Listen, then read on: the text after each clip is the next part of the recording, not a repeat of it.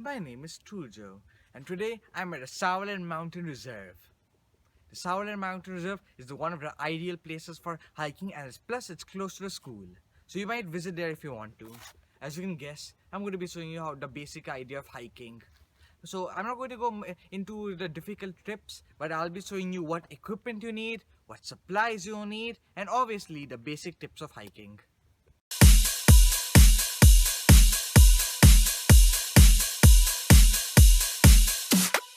So we are now going to show you some basic equipment you need. So this is my backpack. If you want to go on a normal trek like 1 to 2 hours, this is your ideal buddy. If you want to go on a big trek for 2 to 3 days, well, you need a much bigger thing. I'll recommend that later. So first, you must have a bottle of water.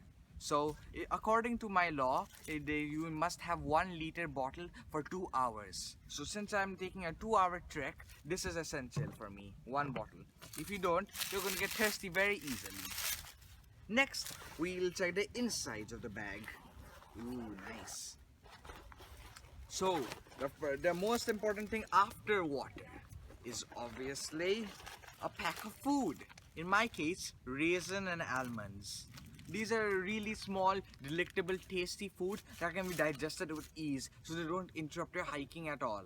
But these are very essential for your survival in the wild.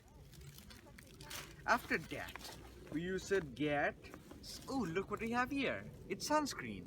Sunscreen does the thing you expect it to do, protect you against the sun. So you just slather it all over your skin, and there you go. You're sunproof, if that is even a word. Then, in case you get attacked by something like a feral plant, you must have first aid. This is my first aid kit, so I'm not going to show inside because there's some stuff you don't want to see here. And finally, the great Zozimba. This is a raincoat. You might think it's useless over here, right? But what if it rains? Wait, but the forecast said it didn't rain. But it might rain. Who knows? What if they're lying? What if they're wrong? So you must always get this raincoat.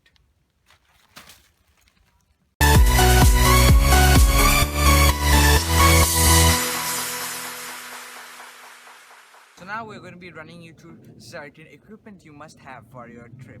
Equipment are necessary and they last for a very long time, and it's good investment to buy one. However, you have to choose whether that one is good or not. So first, we have the most important thing, shoes or boots. In my case, it's shoes. There are 4 takeovers you must fill in with your shoes. Number 1, it must have grooves. You can see here, there are some engravings here, which I call grooves. Pretty groovy. So then, that's required to grip to the ground to prevent you from falling. Well, you can still fall, but it's better to be safe than sorry. Then, you need to see if the sole is hollow. You can test it by tapping an object. Then, we need ankle support, which my shoe has. As you can see, a normal shoe will normally end over here, but this one has extended, giving it stronger ankle support. The final thing is to see if it's non-porous. Non-porous is important, as if the water can enter it, there's no point of buying a shoe. Imagine if you went to a snowy mountain, you got wet. Well, too bad, your foot got broken by frostbite, if you know how that works. Then we're going to talk about the stick or pole, or depends on which one. A pole is a metal stick which costs money but is more safer, while this is more dangerous, but it's free and you can find it in the wild. There you go. Then we are going to talk about the cap. Caps are important items. They are used to cover your head. Makes you feel cool. It would be better if I had a fedora, but those aren't good for hiking. Well, next of all, sunglasses. You can't miss them, they make you look so cool. Now talking about your shirt, there are some things you need for wearing.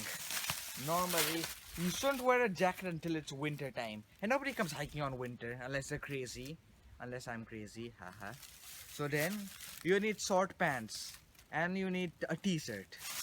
One thing you should never get for wearing is a tank top. a tank top. You see these plants over here? You see these plants? Imagine if your skin got cut by one of them. Man. And who wears tank tops these days? They're so out of fashion, you know?